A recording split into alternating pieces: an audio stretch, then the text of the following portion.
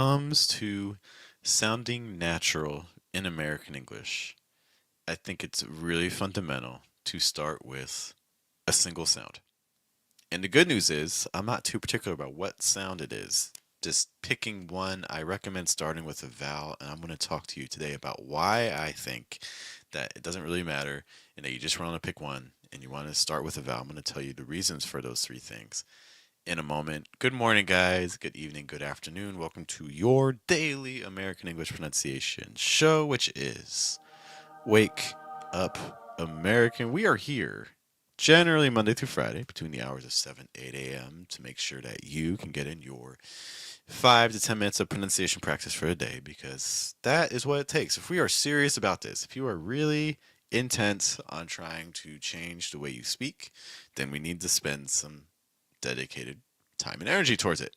And to guide you in that process, there is me. Hello, my name is Jeff. Rhymes of breath. It's one of the four keys to a natural sound in American English, including placement, pitch, breath.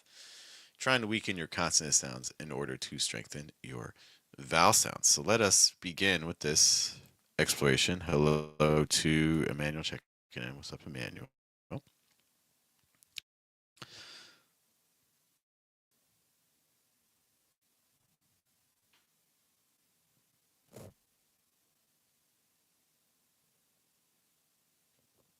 And it wouldn't be a stream without spike. What's up to Emmanuel and to all of you joining us today? So, what we can do, if we get really comfortable with one sound, we can then apply all of the basics and the foundational skills from that one sound to other areas. And that's why it's very crucial for us to at least have one sound that we feel comfortable with. So I'm going to just make a couple of recommendations for sounds that I would start with and then show you why this is so important. So one sound that I think is a nice one to start with is the ah sound. This is the ah sound, like in stop or father or hot. This ah sound. In general, what I need to do is to try to keep the back of my tongue, the middle of my tongue, and the front of my tongue down against the bottom of my mouth. And the goal is to produce a sound that's like ah, ah, ah, ah, ah, ah. Okay. Now, you will also hear some people saying that you need to open your mouth wide, like ah, ah, ah, ah, ah. Okay. And the reality is that it doesn't have to be that wide. Okay. As long as you just keep your tongue down, you keep air moving through your throat and mouth area. I think one of the reasons they often tell you to open your mouth wide is because your tongue is attached to your lower jaw. So when you open your mouth, it does help to open things up. However, as you get more comfortable with the sound, you don't have to exaggerate that movement. You can do an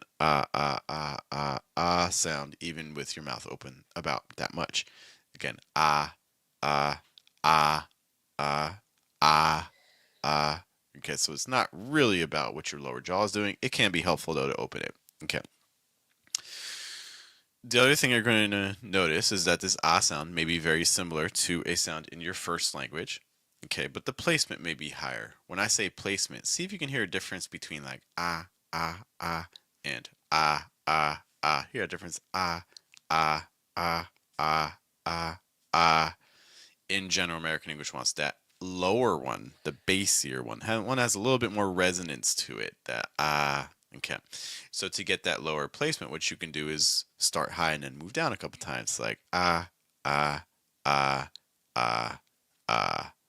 Let's do that again a little faster. Ah. Okay. Or you can also just drag, so like ah. And notice at the end of your vowel sound, a key concept in American English is you want to make sure that the breath continues flowing the entire time. So ah. Notice that even after the vowel ends, the breath keeps moving. You don't want to forget that concept. It's going to give you a more natural sound. Okay, so once you have that sound, or maybe you're like, this is not an easy sound for me, Jeff. Could we try a different one? Sure. So another vowel that we can try to work on is the E sound. This tends to be another sound that I start with students with. This E. Again, maybe similar to your first language, although your first language is probably producing something closer to like an E versus an E that American English has. This is the E sound, like in sleep, or these, or niece, words like this. Okay, so for this E sound, the middle of your tongues can be a little high, and the back and front of your tongue are down generally.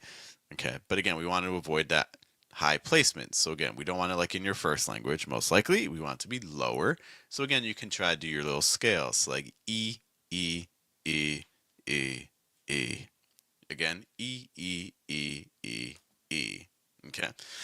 Then once you feel more comfortable with that, what you can do is you can also just do a slide, actually, if you find that to be difficult. It's like E, E. Okay, and again, American English generally wanting the lower position ones. Okay. After that, you can try attaching some things to it. So, for instance, you could say like E, fee, E, fee. Camera's being fun today. Okay. Or an S sound before it. So you could do like E, C, E, C, or we. And notice that the goal is no matter what I put around it, I'm able to obtain the same sound. Okay. Or even if you put a vowel or a consonant after it. So if I say like east, east, or eed, or notice that the vowel needs to be the same no matter what happens around it. Okay, so let's just go back to our fundamental concept of this video. So if we're like, okay, so I need to master one sound for an American accent. How is one sound going to be enough to sound American?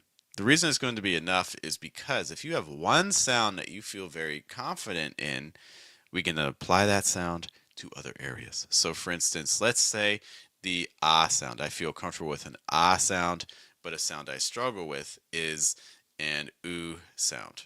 So like maybe when I say ooh, I always end up sounding like ooh, ooh, ooh, ooh. You can see my lips really kind of pursing there. Ooh, ooh, versus ooh, ooh, which is more natural in American English. Okay, so what you can do is you can use a sound you feel more comfortable with to then adjust other sounds. So let's say if I struggle with that ooh sound, let's actually make an ah sound first. An ah sound we're comfortable with. So like ah, ah, ah. Now let's just go back to that ooh sound again. And I do ooh, and oh, that's not right. I can feel my placement slide really towards my lips. I feel a lot more tension in my mouth area. That's not what I'm going for. So let's try to do this. Let's try to do an ah sound and an ooh sound and then alternate. So like ah, I have that low placement. I'm down. I have lots of breath coming through. Ah, let's try alternate. It's like ah, ooh, ah, ooh, ah, ooh, ah, ooh, ah, ooh, ah, ooh, ah, ooh, ah, ooh. I'm doing those alternations because I'm trying to apply the placement and the breath, all those concepts from my ah sound onto my ooh sound. So I can do that by repeating the sounds next to each other. As you do the repetitions, try not to do like ooh, ah, ooh. You can kind of think of it every time you pause, gives your body a chance to reset. We don't want to reset. We want to keep our body in that state of the new position. So instead of doing like ooh, we want to try to do ooh, ooh, ooh. Just keep the breath flowing and the movement consistent. Okay, because we're trying. It's going to make it easier to slide um, across sounds while still using the same placement, which is our goal. Okay, or for instance, another sound. So let's say another sound I see some students having difficulty with is the like a sound, like in take or save. So same idea. Let's do an ah sound, ah, and then maybe we're doing like a, ah, a. You can see that tension in my cheek area, lower jaw, in my lips, a. We're trying to avoid that. We don't want that to happen. We want to try to keep things open. So we're like a.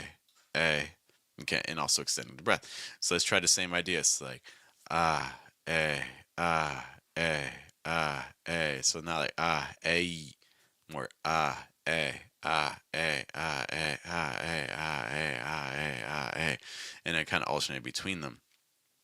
You can also do this on a word level too. So like if let's say again the ah sound, um, let's work for instance with a word like talk and take. So take is like, I'm having a hard time saying take. I keep saying take versus talk. So I can do like talk, take, talk, take, talk, take, and doing that sort of progression, that sort of alternating pattern, and that's going to also help me again try to get the same placement across.